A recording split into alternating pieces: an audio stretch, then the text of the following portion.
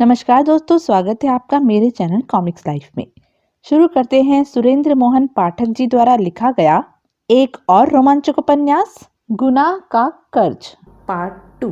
रूपनगर पहुंचकर उसने कार को ऐन अपने घर के सामने खड़ा किया।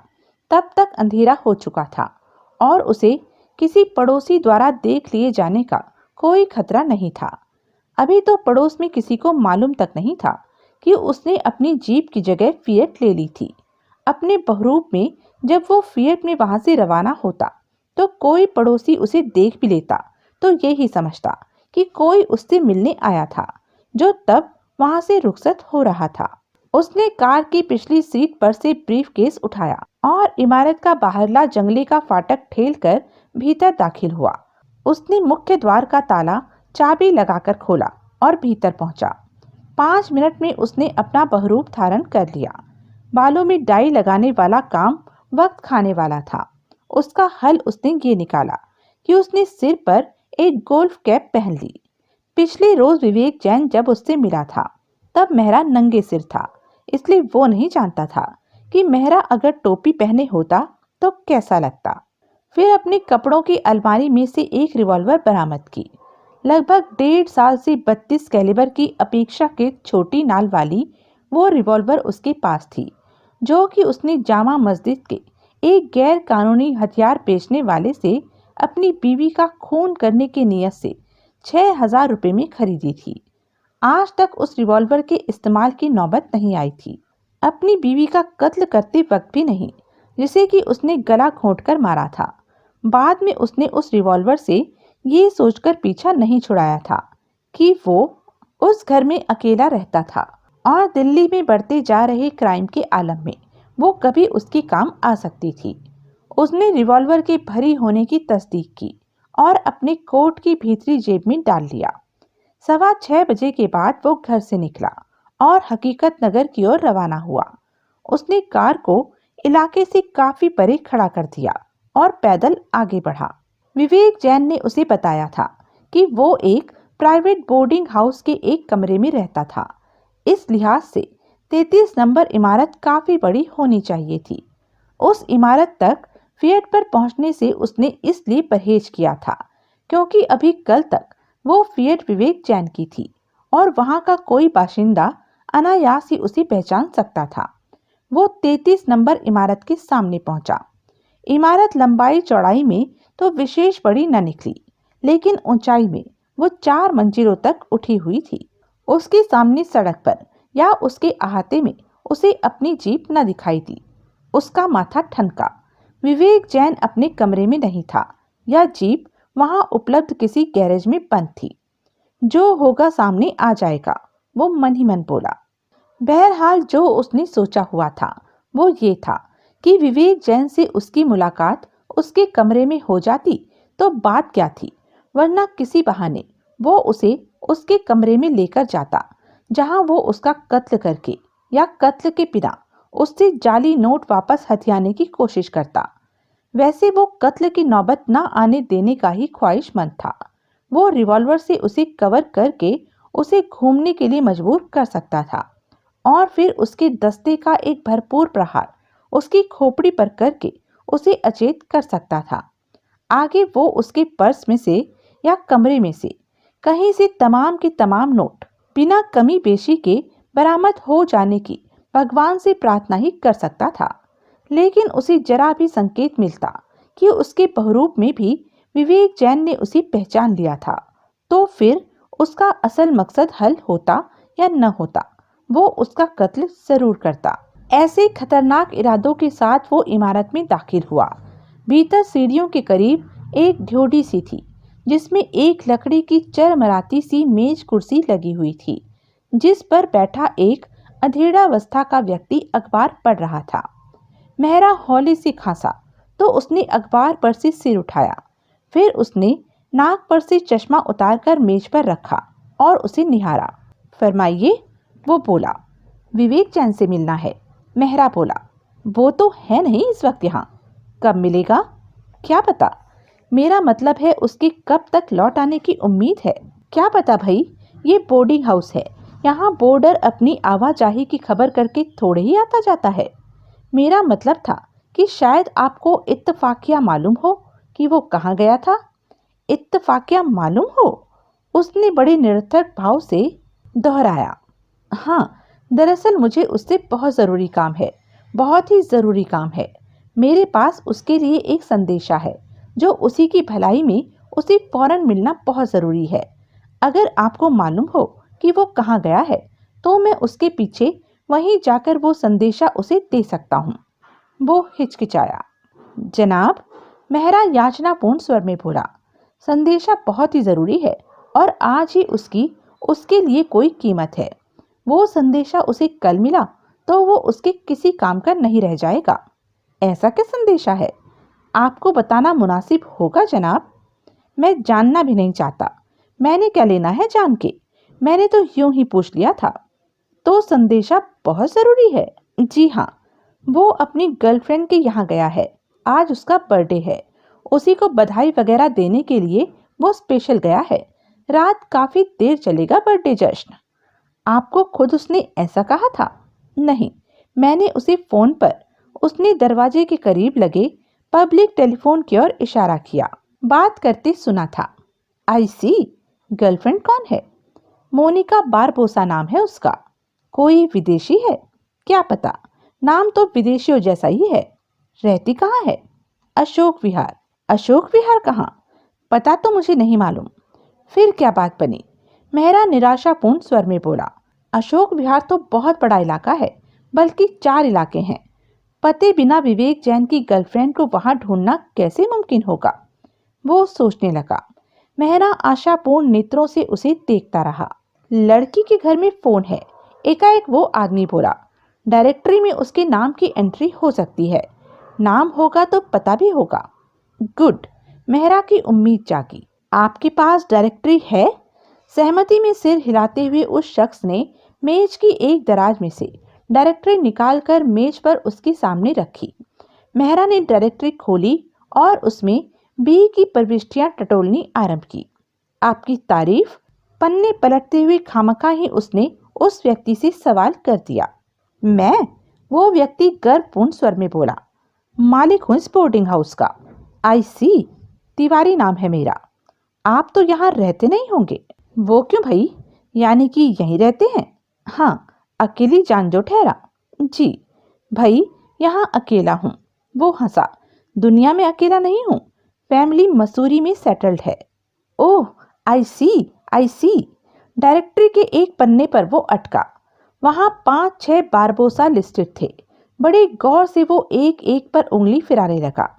Barbosa, Barbosa Monica, KD36B, Ashok Vihar phase 2, New Delhi 110052। उसने चैन की सांस ली। वो अशोक विहार पहुंचा। वहां डायरेक्टरी में देखे पते से पहले उसे अपनी जीप दिखाई दी। बिना वहां ठिठके वो अपनी कार को आगे निकालकर ले गया। आगे मार्केट के करीब से यू टर्न लेकर वो परली सड़क पर वापस लौटा, जहां की उसने कार रोकी। कार से उतरकर उसने सड़क पार की और जीप के करीब पहुंचा। तब उसने पाया कि वो सारा ही ब्लॉक KD था। इमारत के नंबर में B का मतलब पहली मंजिल था और जीप 36 नंबर की 4 मंजिली इमारत के ऐन सामने खड़ी थी। जीप की वहां मौजूदगी उसे स्पष्ट आश्वासन दे रही थी कि उसने विवेक जैन को तलाश कर लिया था। अब क्या वो ऊपर जाए, किसी बहाने से लड़की के फ्लैट में दाखिल हो और वहां उन दोनों को शूट कर दे? नहीं नहीं, ये नहीं हो सकता था। ये कम से कम उस घड़ी नहीं हो सकता था। अभी तो मुश्किल से दिन डूबा था। उस भरे पूरे ब्लॉक में गोली चलने की आवाज तो बच्चे बच्चे को सुनाई देती। और फिर उसने ये किस आधार पर सोच लिया था कि वो लड़की वहां अकेली रहती होगी? क्या पता उसके परिवार में कई सदस्य हों, माँ बाप, भाई बहन, कोई भी, और नहीं तो कोई सहेली या सहेलियां। और फिर लड़की का कत्ल किस लिए? फालतू के खून से हाथ रंगने का क्या फायदा? बेहतर यही था कि विवेक जैन उसे अकेला कहीं मिलता और फिर वो अपना काम यूं करता कि वो किसी लुटेरे की कारस्तानी लगती। वो विवेक जैन के अकेले वहां से बाहर निकलने का इंतजार कर सकता था। लेकिन अगर वो अकेला बाहर न निकला तो उसे बताया गया था कि उस रोज लड़की का जन्मदिन था। ऐसे मौके पर वो डिनर के लिए कहीं बाहर जा सकते थे या वो फ्लैट में डिनर के बाद सैर सपाटे के लिए कहीं बाहर जाने का प्रोग्राम बना सकते थे। विवेक जैन बर्थडे गर्ल का बॉयफ्रेंड था। उसे ताजे ताजे नगद 5,000 रुपए हासिल हुए थे। वो अपनी गर्लफ्रेंड को ट्रीट देने के लिए कहीं बाहर ले जा सकता था। उसने अपनी कलाई घड़ी पर निगाह डाली। 6:45। उसे बहुत हैरानी हुई। बस अभी इतना ही टाइम हुआ था। अभी सिर्फ 1 घंटा ही गुजरा था। उसे ये खबर लगने के बाद से कि 5-5 100 के 10 जाली नोट विवेक जैन के कब्जे में पहुंच गए थे। बहरहाल उसके हक में तो ये अच्छा ही था कि ऐसे हुए अभी बहुत थोड़ा अरसा ही हुआ था। वो इंतजार कर सकता था। वो डिनर के बाद या डिनर के बिना उनके वहां से बाहर निकलकर कहीं रवाना होने का इंतजार कर सकता था। लेकिन पहले उसे ये तो मालूम होना चाहिए था कि वो फ्लैट उस घड़ी खाली ही नहीं पड़ा था। उसे अगले ही ब्लॉक में एक रेस्टोरेंट दिखाई दिया जहां पब्लिक टेलीफोन होने की चुगली करने वाला बोर्ड उसे दूर से ही दिखाई दे रहा था। वो लंबे डग भरता हुआ रेस्टोरेंट के करीब पहुंचा और भीतर दाखिल हो गया। रेस्टोरेंट उस घड़ी लगभग खाली पड़ा था। प्रवेश द्वार के करीब ही उसे एक दीवार के साथ टंगा कॉइन बॉक्स दिखाई दिया, लेकिन पब्लिक टेलीफोन से फोन करने के लिए दरकार 1 रुपए का सिक्का उसके पास नहीं था। वो एक टेबल पर जा बैठा। वेटर उसके करीब पहुंचा तो उसने उसे एक कॉफी लाने को कहा और फोन करने के लिए उससे 1 रुपए का सिक्का मांगा। कॉफी से पहले वेटर सिक्का लेकर आया। सिक्का संभाले वो पब्लिक टेलीफोन के करीब पहुंचा जहां की उस घड़ी आसपास कोई नहीं था। उसने मोनिका बारबोसा का डायरेक्टरी में देखा नंबर डायल किया और उत्तर की प्रतीक्षा करने लगा। कुछ क्षण बाद दूसरी ओर से आती एक जनाना आवाज उसके कान में पड़ी तो उसने जल्दी से 1 रुपए का सिक्का कॉइन बॉक्स में डाला और बोला, हेलो हेलो। यस, आवाज आई। ये 7122-181 है। वो बड़े मशीनी अंदाज से बोला। हाँ, जवाब मिला। फोन मोनिका बारबोसा के नाम है। हाँ, क्या बात है, कौन बोल रहे हो तुम? हम टेलीफोन एक्सचेंज से बोल रहे हैं। हमें आपके फ़ोन की शिकायत मिली है, लेकिन फ़ोन एक्सचेंज से ठीक पाया गया है। आपका रिसीवर ऑफ तो नहीं था? नहीं, पहले ना हो, लेकिन पिछले 10-15 मिनट से ऐसा रहा हो? नहीं, रिसीवर एकदम ठीक था। पिछले 10-15 मिनटों में फ़ोन बोला था? फ़ोन बोला था? मेरा मतलब है घंटी बजी थी? नहीं, बात क्या है? हमें कंप्लेंट मिली है कि कोई आपका फ़ोन रिंग करता है तो उसे बिजी सिग्नल मिलता है, लेकिन फ़ोन तो बिजी नहीं है। अभी तुम्हें भी तो मिला है। जी हाँ, वो तनिक हड़बड़ाया। लेकिन कई कोशिशों के बाद मिला है। मैंने 10वीं बार ट्राई किया है तो आपका फ़ोन बोला है। इसका मतलब क्या हुआ?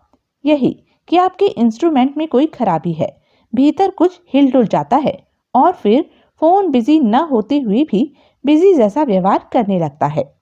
अच्छा? हाँ, फ़ोन में कुछ पेज ढीले पड़ जाएं तो ऐसा आम हो जाता है। टेलीफोन फ्री होता है, रिसीवर क्रेडिल पर ठीक से पड़ा होता है, लेकिन फ़ोन फिर भी बिजी मिलता है। ये तो बहुत खराब बात है। मुझे तो ये फ़ोन अपोलो नर्सिंग होम की ओर से मिला हुआ है, जहाँ की मैं नर्स की नौकरी करती हूँ। यूँ तो मुझ पर ये इल्ज़ाम आ सकता है कि मैं जानबूझकर फ़ोन बिजी कर देती हूँ, रिसीवर ऑफ कर देती हूँ। ऐसा समझा जा सकता है, तभी तो मैंने चेक करने के लिए फ़ोन किया। फ़ोन तो किया, लेकिन अगर ऐसा कोई नुक्स फ़ोन में है तो वो ठीक कैसे होगा? मिस्त्री भेजना पड़ेगा। वो ही फ़ोन खोलकर भीतर का नुक्स ठीक करेगा। तो फिर भेजो ना बाबा, फौरन भेजो। मेरी नौकरी का सवाल है। मुझ पर इल्ज़ाम आ सकता है कि मैं जानबूझकर फ़ोन के साथ ऐसा कुछ कर देती हूँ कि उसकी घंटी न बजे। ऐसा है तो मैं अभी मिस्त्री भेज सकता हूँ। ज़रूर, that will be very kind of you. अभी ही भेजो प्लीज़। मैं कोशिश करता हूँ। कोशिश नहीं मिस्टर, कर ही डालो ये काम, प्लीज़। आप कहीं जाने वाली तो नहीं हैं? कब? अभी या आइंदा थोड़ी देर बाद? नहीं, मैं तो घर पर ही हूँ। आप कहीं चली भी गई तो घर में ताला लगा तो नहीं मिलेगा ना? मिस्टर, मैं कहीं चली जाऊँ तब तो घर में ताला ही लगता है, क्योंकि मैं यहाँ अकेली रहती हूँ। लेकिन आज शाम मेरा घर से कहीं बाहर जाने का इरादा नहीं है। पक्की बात? हाँ, मिस्त्री को पहुंचने में देर सवेर हो जाए तो भी? हाँ, फिर क्या बात है, मैं अभी मिस्त्री भेजता हूँ। Thank you, God bless you. उसने बीच में ही लाइन काट दी। Good news. संतुष्टि से गर्दन हिलाता हुआ वो अपनी टेबल की ओर बढ़ा, जहाँ की उसकी कॉफी उसका इंतजार कर रही थी। वो टेबल पर जा बैठा। उसने कॉफी का एक घूंट पिया। आदतन बालों में उंगलियां फिराने के लिए उसका हाथ सिर की ओर उठने लगा, तो उसे याद आया कि वो गोल्फ कैप पहने था। उसने हाथ नीचे गिरा लिया। जश्न के लिए वो लोग घर से बाहर नहीं जा रहे थे। इसका मतलब था कि विवेक जैन जब भी वहां से बाहर निकलता, अकेला निकलता, जब लड़की के फ्लैट में दाखिल होने की कोशिश करता, जहां कि उसे एक की जगह दो कत्ल करने पड़ते, जरूरी नहीं रह गया था। वो घर से बाहर निकलते तो विवेक जैन दाएं बाएं पैसे भी उड़ाता, और तब एक आध जाली नोट भुनवाने की नौबत भी जरूर आती। अब ऐसा कोई अंदेशा नहीं था। अब सवाल ये था कि वो वहीं रुककर विवेक जैन के बाहर निकलने का इंतजार करे या हकीकत नगर जाकर उसके अपने बोर्डिंग हाउस में लौटने का इंतजार करे। वो यहाँ से निकलकर हकीकत नगर का रुख करने की जगह कहीं और चल दिया तो? नहीं नहीं, वहां से हिलना ठीक नहीं था। धीरे धीरे कॉफी चुसकता वो वहां बैठा रहा। उस घड़ी उसके मानस पटल पर अपनी जन्नत नशीन पत्नी श्रीमती प्रीति मेहरा का अक्स उभरा। क्या औरत थी! जिस चीज के लिए मर्द औरत से शादी करता है, वो भी वो उसे खिजा खिजा कर राशन की तरह देती थी, बल्कि नहीं ही देती थी। कैसा जादू किया हुआ था उसने उस पर कि उसके हाथों पूरी तरह से उल्लू बन चुकने के बाद ही उसे पता लगा कि वो उसे उल्लू बना रही थी। शादी नहीं हुई होती तो औरत कहती है कि उसे एक अदद अच्छे पति के अलावा कुछ नहीं चाहिए, लेकिन जब वो पति उसे मिल जाता है तो उसे सब कुछ चाहिए, सिवाय पति के। बाद में वो ही साला फालतू चीजों के गोदाम में रखने लायक डोरमैट आइटम बन जाता है। लेकिन आखिरकार क्या वो ही बेवकूफ बना था? नहीं, बेवकूफ तो उसकी खास सयानी बीवी ही बनी थी। तभी तो वो स्वर्गीय बन चुकी थी और वो जिंदा था। कत्ल की रात का नजारा उसके जहन पर उभरा। उस वाहियात नाशुक्री औरत ने मजबूर किया था उसे वो कदम उठाने के लिए। उसने जरा भी अपनी करतूत पर शर्मिंदा होकर दिखाया होता, जरा भी पश्चाताप की भावना दिखाई होती, तो वो हरगिज भी उसका कत्ल न करता। वो कभी मर्द का बच्चा बनकर दिखा पाता। वो चूहा ही बना रहता, जो कि प्रीति उसे समझती थी। हकीकत ये थी कि उसने कत्ल नहीं किया था। उसकी बीवी ने उसे मजबूर किया था वो कदम उठाने के लिए। उससे अपना एक काम करवाया था, जैसा वो एक बंधुआ मजदूर जैसा व्यवहार उसके साथ करके वो उससे हमेशा करवाती थी। पूरे 3 साल उसने प्रीति नाम की खूबसूरत बला के नाच नखरे उठाने की मजदूरी की थी। ऐसी मजदूरी जिसकी पगार भी वो दबा लेती थी। दरअसल अपराध उसका ये नहीं था कि उसने उस औरत का कत्ल किया था। अपराध उसका ये था कि उसने उस औरत से शादी की थी। 4 साल पहले जब वो 38 साल का था तो उसने 25 साल की प्रीति से शादी की थी। लेकिन उनकी शादीशुदा जिंदगी में उम्र के फर्क ने उतना जहर नहीं खोला था जितना कि उनके मुख्तलिफ ख्यालात ने और मुख्तलिफ पसंद नापसंद ने खोला था। वो सैर सपाटे, खाने पीने, होटलों के हंगामों, डिस्को की रंगीनियों के आगे दुनिया खत्म समझती थी, जबकि वो घर गृहस्थी में हासिल चैन और इत्मीनान का हामी था। रिजक कमाने के लिए सारे दिन की मुतवातर दौड़ धूप के बाद राहत और सुकून के लिए घर से बेहतर जगह और भला कौन सी हो सकती थी। और ट्रेजेडी ये थी कि जो वक्त वो दिन के समापन का समझता था, वो वक्त प्रीति को अभी दिन की शुरुआत का लगता था। शाम को वो थका मांदा बिस्तर की पनाह का ख्वाहिशमंद घर लौटता था। प्रीति उसे नए सिरे से तैयार होकर ऐसी तफरी के लिए घर से निकलने की राय देती थी जिसमें आधी रात हो जाना लाजमी होता था। राय क्या देती थी, हुक्म देती थी, जबरन मजबूर करती थी, इनकार सुनती ही नहीं थी, कोहराम मचा देती थी। उसे उसकी जिद के आगे झुकना पड़ता था हमेशा। एक तो वैसी इतनी ख्वारी, ऊपर से कोड़ में खाज वाली कहावत को चरित्रार्थ करती बात ये होती थी, एक तफरी पर इतना पैसा खर्च होता था जितना कि वो अफोर्ड नहीं कर सकता था, रोज तो हरगिज भी नहीं। इस संदर्भ में वो कभी उसे प्रिंटिंग प्रेस से होने वाली कमाई का ब्यौरा देने की कोशिश करता था तो वो बात की नजाकत को समझना तो दूर, बात को सुनना तक गवारा नहीं करती थी। मैं कुछ नहीं जानती। ऐसे मौकों पर वो बीच में ही फट पड़ा करती थी। पैसा कमाना मर्द का काम है, औरत का काम उसे खर्च करना है। कम कमाते हो तो क्यों कम कमाते हो? और फिर ये बात मुझे अब क्यों बता रहे हो? शादी से पहले क्यों नहीं बताई? मैं कम नहीं कमाता, वो विरोध करता। लेकिन तुम खर्चा इतना ज्यादा करती हो कि बकवास। मर्द की जिस कमाई से औरत की ख्वाहिश पूरी ना हो, उसके अरमान न निकले, वो कमाई कम ही कहलाएगी। बीवी अफोर्ड नहीं कर सकते थे तो शादी क्यों की? उससे जवाब देते न बनता। बात होटलों में पैसा उड़ाने तक ही सीमित होती तो भी वो किसी तरह से भुगत लेता। लेकिन प्रीति को तो हर बात से ऐतराज था। उसके लिए हर बात गलत थी। घर छोटा था, फर्नीचर पुराना था, पर्दे फैशनेबल नहीं थे, कारपेट था ही नहीं, कूलर आवाज करता था, उसकी जगह एसी होना चाहिए था, वगैरह वगैरह। वो बड़ी सब्र के साथ उसे समझाता था कि एक दिन सब कुछ हो जाएगा।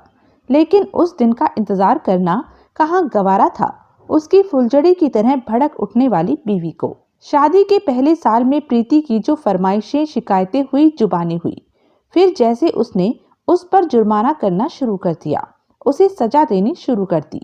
जब भी उसे उसके घर के कर्ता के रोल से शिकायत होती, जो कि लगभग हमेशा ही रहती थी, वो उसे बेडरूम से बाहर निकालकर दरवाजा भीतर से बंद कर लेती और उसे ड्राइंग रूम में सोफे पर सोना पड़ता। लानत, वो होठों में बुदबुदाया। औरत जिस काम के लिए बनी है उस काम ना आई तो किस काम की हुई? लेकिन उसके ये ख्यालात आज थे, तब वो यूं दुत्कारा जाने के बावजूद भी उसकी ख्वाहिश रखता था। कभी कभार राशन की तरह जो अपने शरीर का भोग प्रीति उसे लगा लेने देती थी, वो उसे भी अपना बहुत बड़ा हासिल मानता था। फिर भी कत्ल की नौबत आई, क्योंकि राशन उसे न मिले ये बात उसे गवारा थी। लेकिन उसके राशन की बोरी में कोई दूसरा मुंह मारे, ये उसे गवारा नहीं हुआ था। ऊपर से उसका उस रात का व्यवहार, क्या वो अपनी करतूत से शर्मिंदा थी? जरा भी नहीं। वो तो उल्टे अपनी करतूत पर उसे आग बबूला होता देखकर आनंदित हो रही थी और हैरान हो रही थी कि वो चूहा आग बबूला भी हो सकता था। किसी को अपना जिस्म परोस कर हटी थी, रंगे हाथों पकड़ी गई थी, फिर भी इतना भी शर्मिंदा नहीं थी जितना कि कोई किसी की जेब में हाथ डालकर चवन्नी निकालते पकड़े जाने पर होता है। तौबा! पिछले साल जनवरी का ही महीना था और शायद वो महीने का पहला शनिवार था, जबकि शाम को वो प्रिंटर्स एसोसिएशन की मीटिंग अटेंड करने के लिए गया था। उस प्रकार की कई एसोसिएशनों और कमेटियों का वो मेंबर था, जिनमें शिरकत के लिए बकायदा प्रीति उसे प्रेरित करती थी। वो कहती थी कि यूं ताल्लुकात बढ़ते थे और कारोबार में इजाफा होता था। लगभग हर हफ्ते ही शाम को वो ऐसी किसी न किसी मीटिंग में जाता था, जहां से वो काफी रात गए लौटता था। तब उसे सपने में भी नहीं सूझा था कि उसकी बीवी ऐसी मीटिंगों में उसे इसलिए जबरन भेजती थी ताकि बीवी का यार उसी के घर में आकर उसकी राशन की बोरी खोल सके। इत्तेफाक से प्रिंटर्स एसोसिएशन की उस रोज की मीटिंग एक मेंबर के हार्ट अटैक से एकाएक मर जाने की वजह से कैंसिल हो गई थी और वो तत्काल घर लौटने की जगह शक्ति नगर में स्थित अंबर नामक रेस्टोरेंट के बार में जा बैठा था। वो कोई तगड़ा पियक्कर नहीं था, 3-4 पैक से ज्यादा वो शायद ही कभी पीता था। लेकिन उस रोज पता नहीं उसका जी छक के पीने को चाहने लगा। आखिर कभी तो उसे भी अपनी मनमानी का मौका मिलना चाहिए था। कभी तो प्रीति की नुक्ताचीनी के बिना उसे जिंदगी का आनंद हासिल होना चाहिए था। लोग बाग कहा करते थे कि पीने वालों के मिजाज का मौसम से भी गहरा रिश्ता होता था। उस लिहाज से उसका उस रोज छक कर पीने का दिल इसलिए भी कर रहा हो सकता था कि एकाएक मौसम बड़ा रुमानी हो उठा था। आसमान पर सुरमई बादल छाए हुए थे। 2 बार बौछार हो भी चुकी थी और बादल अभी और बरसने पर आमादा साफ दिखाई दे रहे थे। ऊपर से एक बात और भी थी जो उसे अंबर के बार में लेके गई थी। उसके किसी दोस्त ने उसे बताया था कि वहां स्त्री सुख की प्राप्ति की भी संभावनाएं होती थी। स्त्री सुख के लिए तब वो तरसा हुआ था, क्योंकि 3 हफ्तों से बीवी उसे अपने पास भी फटकने नहीं दे रही थी। वहां जाकर उसे बहुत निराशा हुई। वहाँ एक भी तन्हा लड़की मौजूद नहीं थी। जो 2-4 लड़कियां वहाँ थी वो अपनी फ्रेंड्स के साथ थी। जरूर उसे गलत खबर मिली थी। खैर, उसने खुद को तसल्ली दी, शराब नहीं तो शराब सही। बाद में बार काउंटर के सामने एक ऊंचे बार स्टूल पर बैठा उसे निर्मल पंसारी मिला। निर्मल पंसारी सिंडिकेट बैंक की गुरु तेग बहादुर नगर में स्थित उस ब्रांच में अकाउंटेंट था जिसमें कि उसका अपना खाता था। निर्मल पंसारी से उसकी अच्छी खासी वाकिफियत थी। अलबत्ता बैंक के अलावा कहीं वो उससे पहली बार मिल रहा था, और ये तो उसे बिल्कुल ही पहली बार मालूम हुआ था कि वो दारू का रसिया था। दोनों में अभिवादन का आदान प्रदान हुआ। पंसारी उसे देखकर बहुत खुश हुआ। तन्हा बैठे विस्की पीते शख्स को शिरकत के लिए दोस्त मिल जाए तो उसने खुश होना ही होता है। पंसारी बड़ी आत्मीयता से उससे मिला और उसने उसके लिए ड्रिंक का ऑर्डर दिया। उसने नोट किया कि पंसारी उस घड़ी तरंग में था। जरूर वो काफी पहले से पी रहा था। बार लगभग पूरा भरा हुआ था और वहां खूब शोर शराबे का माहौल था। दोनों ने चीयर्स बोला। पहले पैक के बाद उसका जी चाहा कि वो पंसारी से ही पूछे कि क्या वहां लड़की मिलती थी, लेकिन उसकी जुबान न खुली। उसे वो गैरत से गिरा हुआ और इमेज बिगाड़ने वाला सवाल लगा। दूसरे पैक के बाद उसे ख्वाहिश ही न रही लड़की हासिल करने की। तीसरे पैक के बाद उसे ये तक याद न रहा कि मूल रूप से वो शारीरिक सुख की तलाश में उस बार में आया था। तब तक अभी 10 बजे थे। उसने जल्दी घर चले जाने की बाबत सोचा। प्रीति पिघल भी तो सकती थी, आखिर वो उसका पति था। थोड़ी मनुहार करने पर वो समर्पण के लिए मान सकती थी। उसे जल्दी घर जाना चाहिए था। अगर वो सो गई तो फिर उस पर मेहरबान होने के लिए उठने वाली नहीं थी। उसने उठने का उपक्रम किया तो पंसारी ने उसे बांह पकड़कर वापस बिठा लिया। अभी कहाँ चले यार? वो नशे में थरथराती आवाज में बोला। अभी तो आए हो? घंटा हो गया है मुझे आए हुए। वो बोला। झूठ, बिल्कुल झूठ। तुम्हें वक्त का अंदाजा नहीं रहा।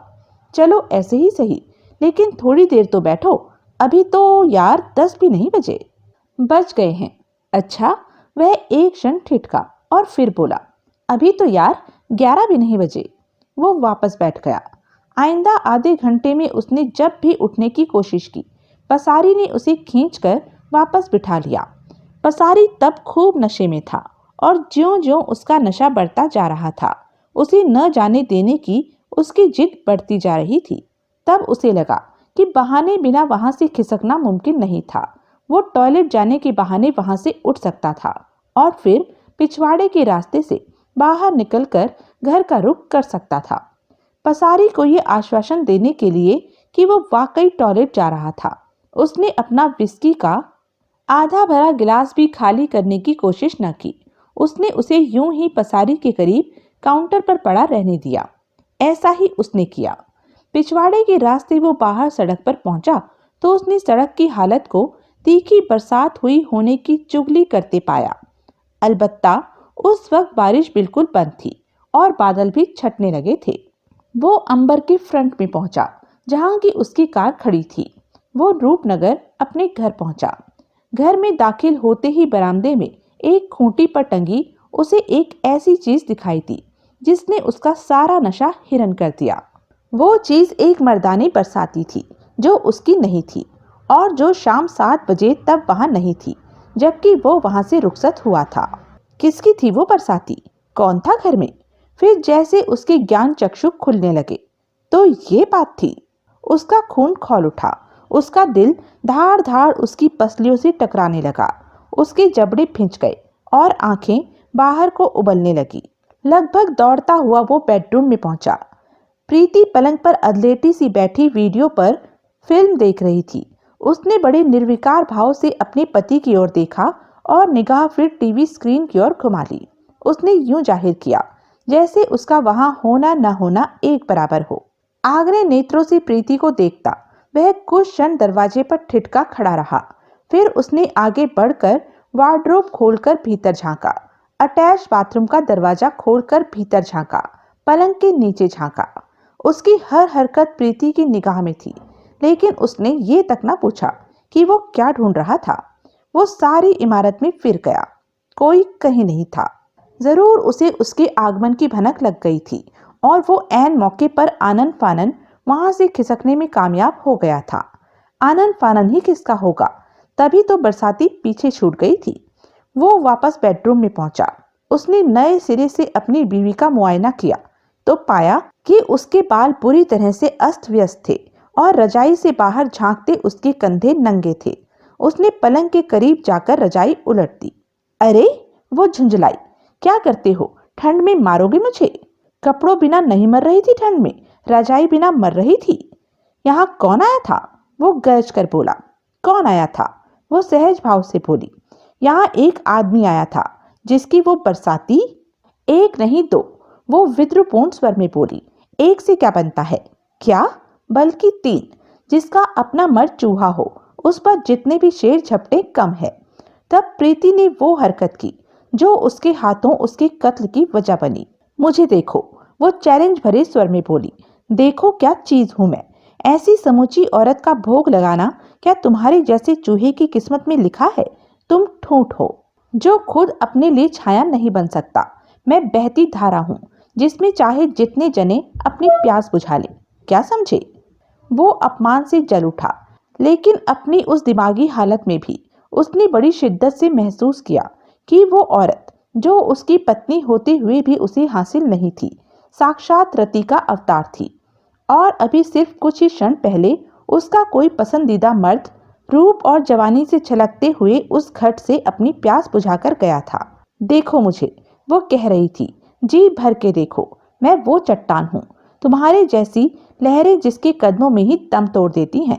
तुम कंगाल हो, मैं यौवन की दौलत से मालामाल हूँ। मैं उस दौलत से मालामाल हूँ जिसे जितना लुटाया जाए वो उतना ही बढ़ती है। लेकिन तुम्हारे जैसा चूहा नहीं लूट सकता इस दौलत को। इसे कोई मर्द का बच्चा ही, जो कि तुम नहीं हो। तब उस घड़ी एकाएक विवेक से उसका नाता टूट गया। वो बाज की तरह अपनी बीवी पर झपटा। उसने उसे धक्का देकर पलंग पर गिरा दिया, फिर उसकी छाती पर चढ़ बैठा और उसके दोनों हाथ बड़ी मजबूती से उसकी गर्दन से लिपट गए।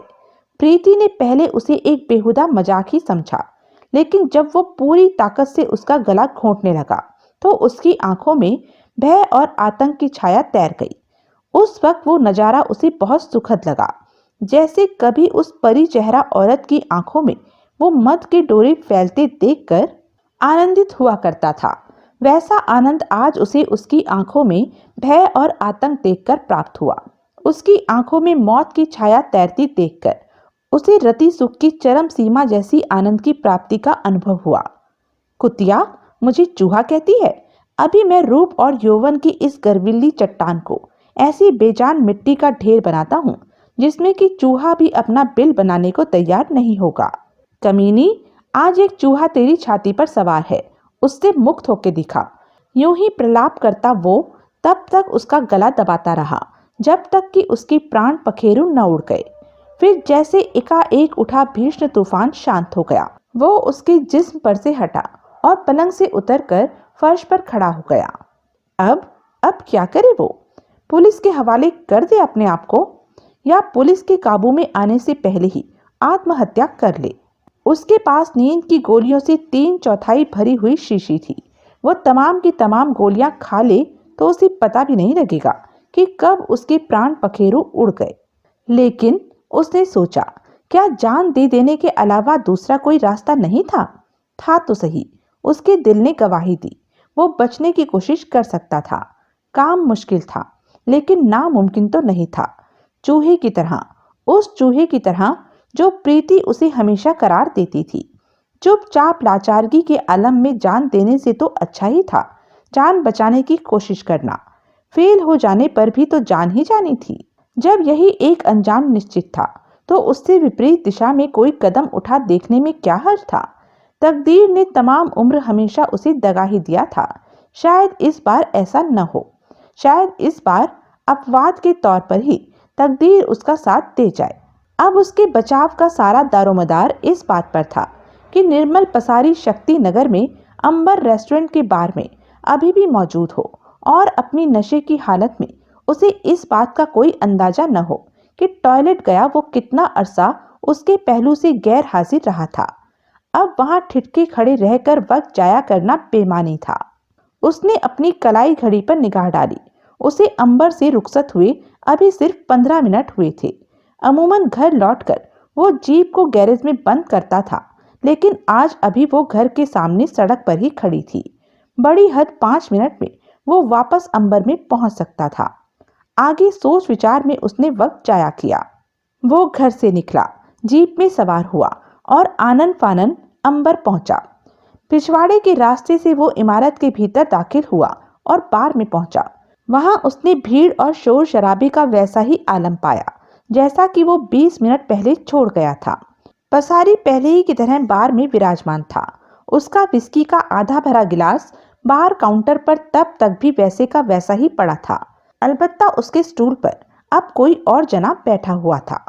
वो पसारी के करीब पहुंचा। पसारी उसे देखकर मुस्कुराया। उसने भी मुस्कुराते हुए काउंटर पर से अपना गिलास उठा लिया। बैठो, पसारी ने स्टूल से उतरने का उपक्रम किया। अरे नहीं, उसने तत्काल उसे रोका।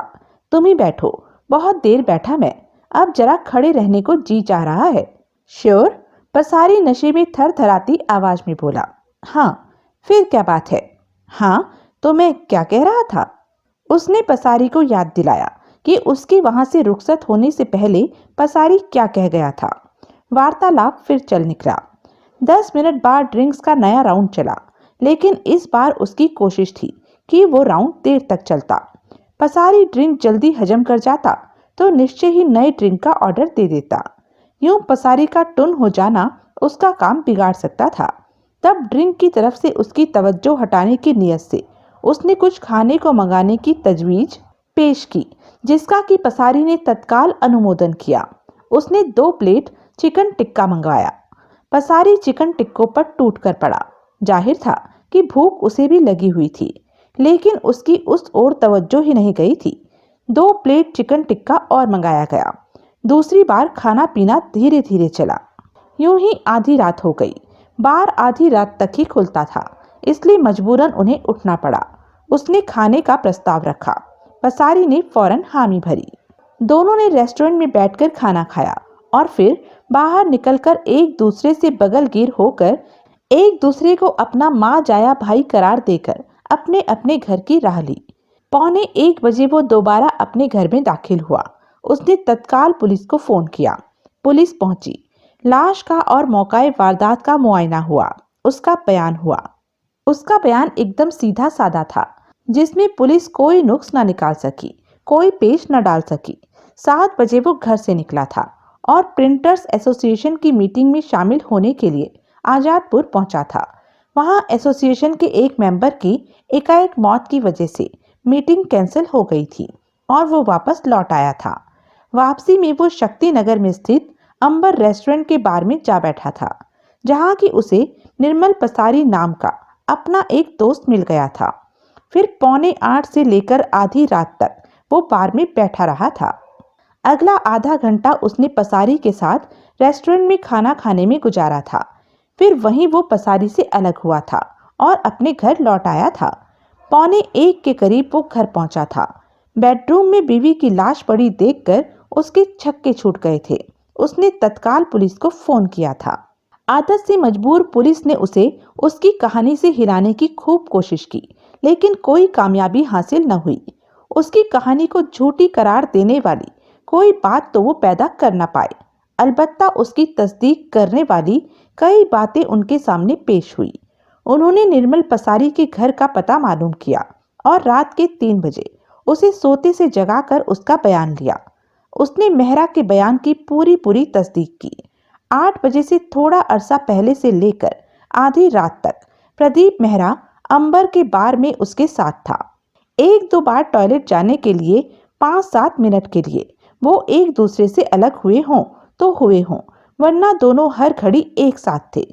पुलिस के डॉक्टर के ख्याल से कत्ल 10 और 11 बजे के बीच किसी वक्त हुआ था और उसके पास उस वक्त की अकाट्य एलिबाई थी।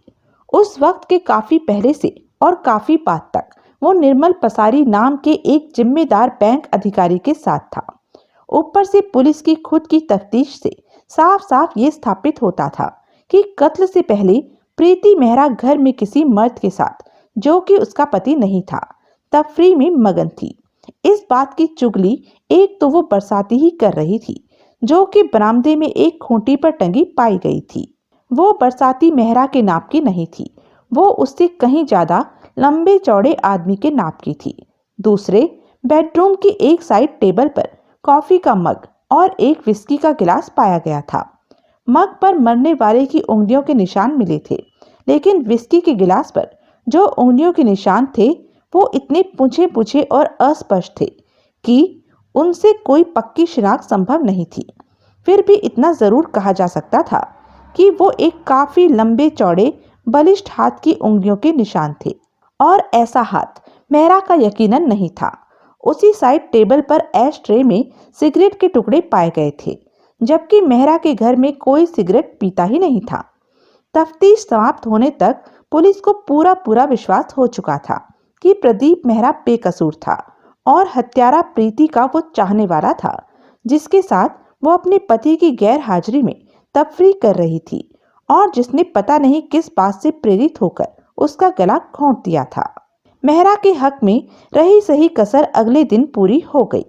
दिन में अड़ोस पड़ोस की तफ्तीश के दौरान पुलिस की जानकारी में पुष्पा देवी नाम की एक ऐसी वृद्धा आई जो मेहरा के सामने के मकान में रहती थी और जिसने दावे के साथ ये बयान दिया था कि पिछली रात को तकरीबन 8:30 बजे उसने बरसाती पहने एक विशालकाय व्यक्ति को मेहरा के घर में दाखिल होते देखा था। वो क्योंकि इमारत की तीसरी मंजिल पर रहती थी, इसलिए वो उस शख्स की सूरत तो नहीं देख पाई थी, लेकिन उसके कद काट के लिहाज से वो शख्स प्रदीप मेहरा हरगिज नहीं हो सकता था। फिर रात 10:30 बजे से थोड़ी देर पहले पुष्पा देवी ने उसी विशालकाय व्यक्ति को बिना बरसाती के वहां से रुखसत होते देखा था। उसके बाद उसने गली में नहीं झांका था। क्यों? क्योंकि वो अजनबी जो कि मेहरा की गैर हाजिरी में चोरों की तरह वहां पहुंचा था, वहां से विदा हो गया था। जाहिर था कि पुष्पा देवी नाम की वो वृद्धा किसी स्कैंडल की अपेक्षा में ही गली में झांक रही थी। स्कैंडल में शरीक शख्स के वहां से विदा हो जाने के बाद उसे गली में झांकते रहना बेमानी लगा था, जो कि मेहरा के लिए बहुत बहुत अच्छा हुआ था। इसलिए वो वहां अपने पहले फेरे में पुष्पा देवी जैसी जासूसा की निगाह में आने से बच गया था। पुलिस तफ्तीश के लिए अंबर के बार में भी पहुंची। वहां बारमैन से या किसी वेटर से या किसी ऐसे स्थायी ग्राहक से जो कि पिछली रात भी वहां मौजूद था, निर्मल पसारी के मेहरा के हक में दिए बयान की तस्दीक तो न हो सकी, लेकिन कोई ये कहने वाला भी न मिला कि पसारी जो आधी रात तक वहां दिखाई तो देता रहा था, लेकिन बीच में कितनी बार कितने कितने अरसे के लिए वो उठकर बाहर गया था। इस बात की बाबत निश्चित रूप से कोई कुछ न कह सकता था। आखिर शराब गुर्दों पर जोर तो डालती ही है, और नियमित रूप से शराब पीने वालों को टॉयलेट की हाजत लगना भी मामूली बात होती है। इस लिहाज से 4-4.25 घंटों में वो 2-3 बार तो बार से उठकर टॉयलेट गया ही होगा, लेकिन किसी को ये याद नहीं था कि कब उसने उसे टॉयलेट जाते या वहां से लौटते देखा था। कहने का तात्पर्य ये था कि मेहरा के हक में निर्मल पसारी के बयान को झुटला पाने वाली कोई बात पुलिस के हाथ न लगी। मेहरा के बचाव में उसकी किशन भगत से दोस्ती भी बहुत काम आई थी, जो कि तब रोशन आरा पुलिस स्टेशन में ही इंस्पेक्टर था, जिसके इलाके में की रूपनगर आता था। हालांकि केस की तफ्तीश उसके सुपुर्द नहीं थी, लेकिन फिर भी तफ्तीश करने वाले पुलिस अधिकारी के कान में मेहरा ने ये तो डाल ही दिया था कि वो उनके महकमे के एक जिम्मेदार पुलिस अधिकारी का दोस्त था। नतीजतन पुलिस ने उसे उस 3rd डिग्री का शिकार नहीं बनाया था, जिससे हो सकता था कि वो टूट जाता, खास तौर से तब जबकि अभी उसे ये पता भी न होता कि निर्मल पसारी क्या बयान देने वाला था। हकीकत में तो उसका बयान ये भी हो सकता था कि मेहरा आधा घंटा बाहर से गायब रहा था। तब अभी उसे ये भी पता ना होता कि किसी ने उसे घर आते या लौटते देखा था या नहीं, या किसी ने उसकी जीप को घर के सामने खड़े देखा था या नहीं। पुलिस उसकी फोन कॉल के बाद वहां पहुंचते ही उस पर टूट पड़ी होती तो बहुत मुमकिन था कि वो खुद ही गा गा कर सुना रहा होता कि कैसे उसने अपनी बीवी का कत्ल किया था। बस इसी मामले में इंस्पेक्टर किशन भगत से उसकी वाकिफियत उसके काम आई। अपने मिजाज के खिलाफ पुलिस ने बहुत सभ्यता से, बहुत नम्रता से उसका बयान लिया और फिर निर्मल पसारी की गवाही के बाद उसे सच मान लिया। एक बार उसकी तरफ से तवज्जो हटते ही पुलिस का सारा जोर उस शख्स की तलाश में लग गया जो कि मरने वाली का उस रात का मेहमान था, जो अपनी बरसाती मेहरा के घर के बरामदे में टंगी भूल गया था और जो कातिल था। मेहरा उस मामले में उनकी कोई मदद नहीं कर सका था, चाहकर भी नहीं कर सका था। उसे तो कभी सपने में भी नहीं सूझा था कि उसकी बीवी का कोई ऐसा दिलेर यार भी हो सकता था जो कि रंगरेलियां मनाने के लिए उसी के घर में घुस आने से नहीं डरता था। पुलिस से ज्यादा इस बात का सस्पेंस उसे था कि वो शख्स कौन था। क्या उसी का कोई यार दोस्त? कैसे हो सकता था?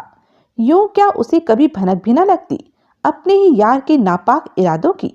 यूं क्या कभी कोई ऐसा वाकया पेश न होता जिससे कि उसका माथा ठनकता? नहीं नहीं, वो कोई प्रीति का ही शादी से पहले का या बाद में बना यार था जिसकी उसे खबर तक नहीं थी। प्रीति न सिर्फ उसकी गैर हाजिरी में उसे घर बुलाती थी, वो खुद भी उससे मिलने जाने की जब चाहती सूरत निकाल सकती थी। वो कई किटी पार्टियों की मेंबर थी जिनकी वजह से वो सारा सारा दिन घर से गायब रहती थी। सहेली के साथ नून शो में पिक्चर देखने जा रही हूँ कहकर भी तो अक्सर घर से चली जाती थी।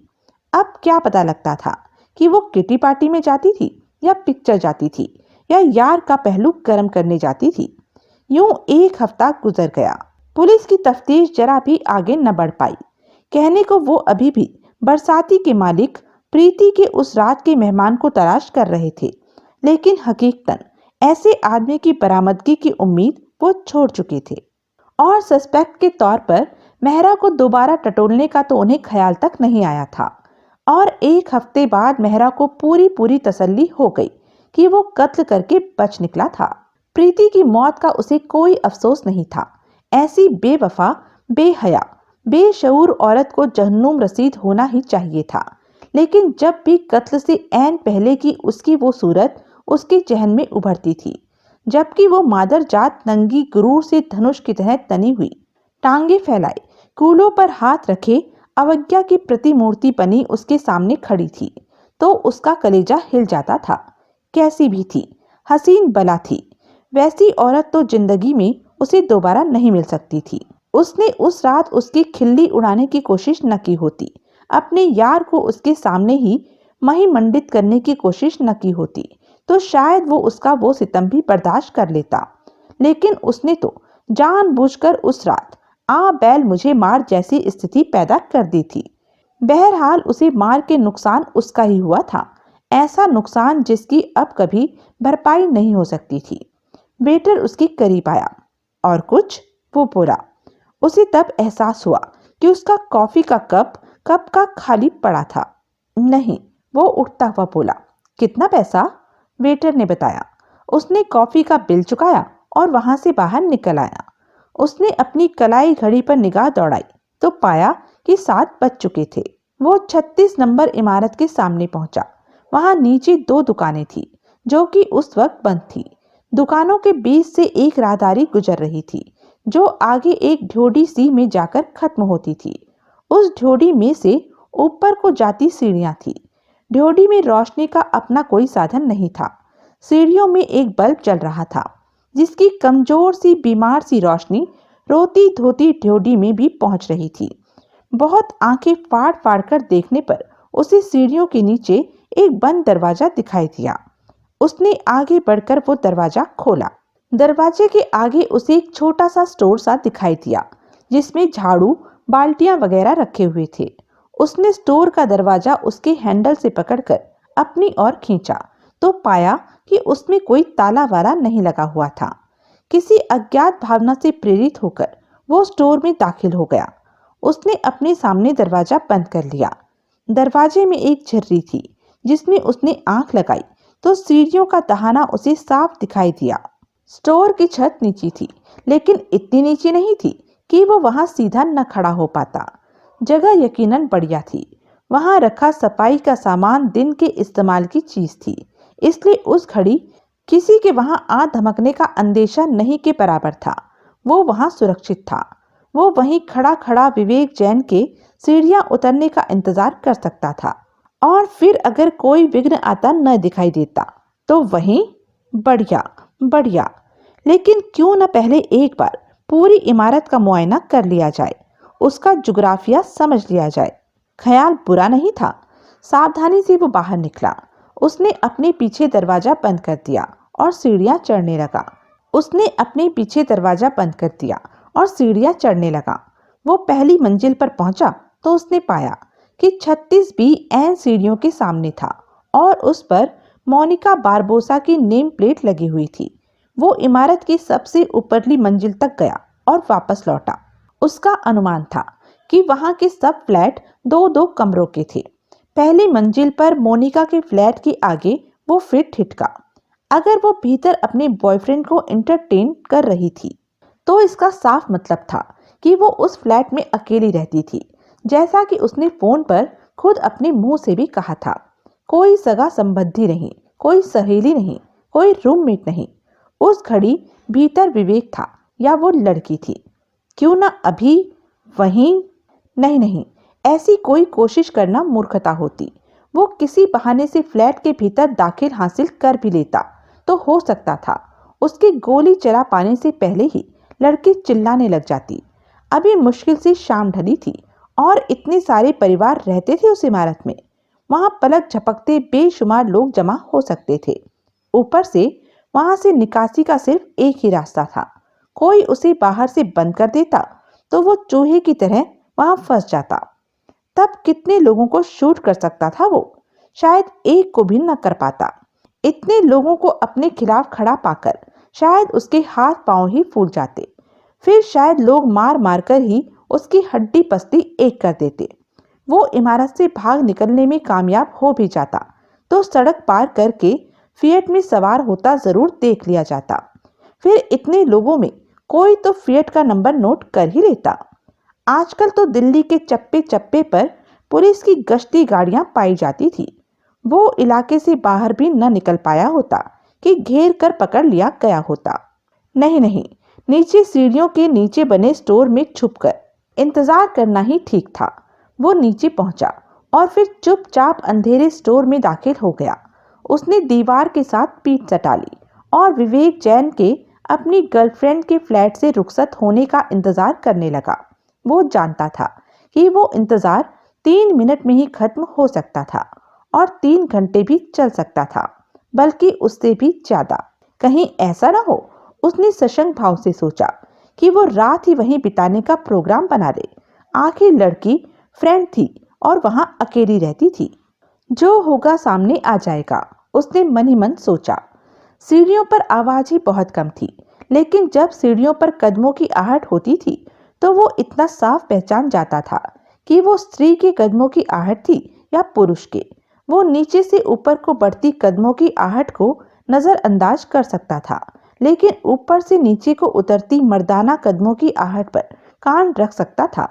ऐसी कोई आहट मिलते ही वो स्टोर से बाहर निकल आ सकता था और अगर सीढ़ियां विवेक जैन न उतर रहा होता तो जाहिर कर सकता था कि वो बाहर जा रहा था और फिर उस आदमी की निगाहों से ओझल हो जाने पर अपनी जगह पर वापस लौट सकता था।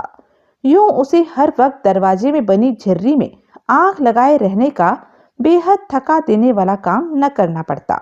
दूसरे, लड़की का फ्लैट पहली मंजिल पर सीढ़ियों के ऐन सामने था, यानी कि फ्लैट से निकलकर 4-5 कदम उठाने पर ही सीढ़ियों तक पहुंचा जा सकता था। बाकी फ्लैटों के प्रवेश द्वार काफी परे परे थे। अब अगर ऊपर से मर्दाना कदमों की ऐसी आवाज आती थी जो कि 4-5 बार फर्श पर पड़ने के बाद ही सीढ़ियां उतरने लगती थी, तो ये बात निसंकोच कही जा सकती थी कि कोई पुरुष मोनिका बारबोसा के फ्लैट से निकलकर नीचे को आ रहा था। और वो पुरुष विवेक जैन के अलावा भला और कौन हो सकता था? यानी कि अगर वह कान लगाकर ऊपर से आती हर आहट को सुनता रहता तो उसके लिए हर नई आहट पर स्टोर से बाहर भीतर फुदकते रहना भी जरूरी नहीं था। उस नतीजे से वो इतना प्रसन्न हुआ कि खुद अपनी सूझबूझ को शाबाशी देने लगा। 5 मिनट उसने उस अंधेरे स्टोर में गुजारे। उतने में ही उसे ऐसा लगने लगा जैसे वो 1 घंटे से वहां खड़ा था। 10 मिनट और गुजरे तो उसे लगने लगा कि वो सजा का मारा घंटों से वहां खड़ा था। नहीं, उसने मन ही मन सोचा, ये सिलसिला नहीं चलने का था। विवेक जैन के इंतजार में घंटों वहां खड़ा रहना मूर्खता थी। उसके आनन फानन वहां से रुखसत हो जाने की उम्मीद करना भी मूर्खता थी। 2-2.5 घंटे तो वो वहां कम से कम गुजारता। इस लिहाज से पहरेदारी का जो काम उसने तभी शुरू कर दिया, वो उसे 9 साढ़े 9 शुरू करता तो कोई फर्क न पड़ता। अभी तो सीढ़ियों में आवाजाही भी बहुत थी, जो कि सर्दियों के उस मौसम में 9 साढ़े 9 बजे तक काफी हद तक खत्म हो सकती थी। अभी वो नीचे उतरती और उसके पीछे पीछे कोई और जना होता तो उस हालत में वो भला कैसे उस पर हाथ डाल सकता था। नहीं, विवेक जैन पर वहां आक्रमण तभी संभव था जब वहां वो उसे अकेला मिले, और ऐसा 9 साढ़े 9 बजे से पहले नहीं होने वाला। जाकर बैठ सकता था जहां से कि वो बखूबी इमारत के प्रवेश द्वार की निगरानी कर सकता था। उस दौरान विवेक जैन इमारत से निकल भी आता तो वो चुपचाप उसका पीछा कर सकता था और उस पर वार करने के लिए कोई और मुनासिब तरीका, कोई और मुनासिब जगह तलाश कर सकता था। सावधानी से वो स्टोर से बाहर निकला। उसने अपने पीछे उसका दरवाजा पूर्वतः बंद किया और निर्विघ्न इमारत से बाहर निकल आया। फिर उसने सड़क पार की और अपनी कार में जा बैठा। वो प्रतीक्षा करने लगा। तो यह थी अब तक की कहानी। आगे की कहानी जानने के लिए बने रहें मेरे साथ। और हाँ, मेरे चैनल को लाइक, शेयर और सब्सक्राइब करना ना भूलें। और कमेंट करके ज़रूर बताएं कि यह वीडियो आपको कैसा लगा। धन्यवाद।